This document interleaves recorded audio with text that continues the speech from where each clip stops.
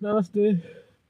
और इस वीडियो में हम बात करेंगे कॉन्सेप्ट की जिसे बोलते हैं स्कीमा, हिंदी में बोलते हैं एनवीटी योजना।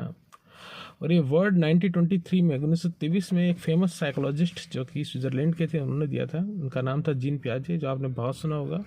उनकी एक फेमस बुक थी the language and thought of the child, जिसे हिंदी में बोलते हैं बाल चिंतन की भाषा। इस किताब को भी बहुत पूछा जाता है कि किसने लिखी। जीन पियाजे ने लिखी 1923 में।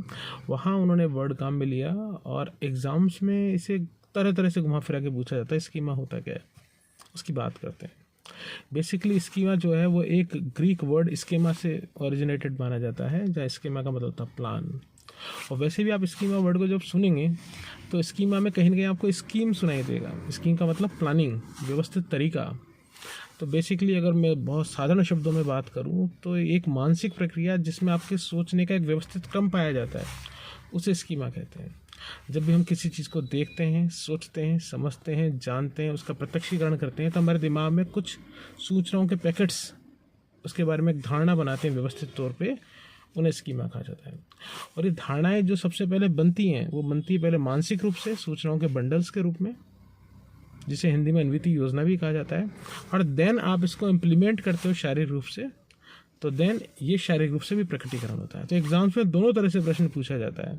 मानसिक सूचनाओं के बंडल क्या कहलाते हैं, स्कीमा कहलाते हैं। किसी कार्य करने के व्यवहार का तरीका क्या कहलाता है शारीरिक रूप से, तो वो भी स्कीमा कहलाता है।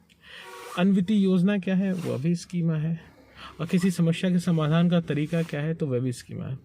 तो पहले आपने उसको मानसिक रूप से सीखा और देन आपने उसको शारीरिक रूप से इम्प्लीमेंट किया, तो इसके दो पहलू पाए जाते हैं।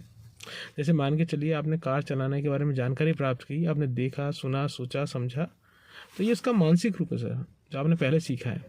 और इसका करने के बाद आपके दिमाग में पैटर्न बन जाएगा। उसके बाद में आप कार चलाना शुरू करते हैं अपने कर्मेंद्रियों के द्वारा, हाथ पैरों के द्वारा।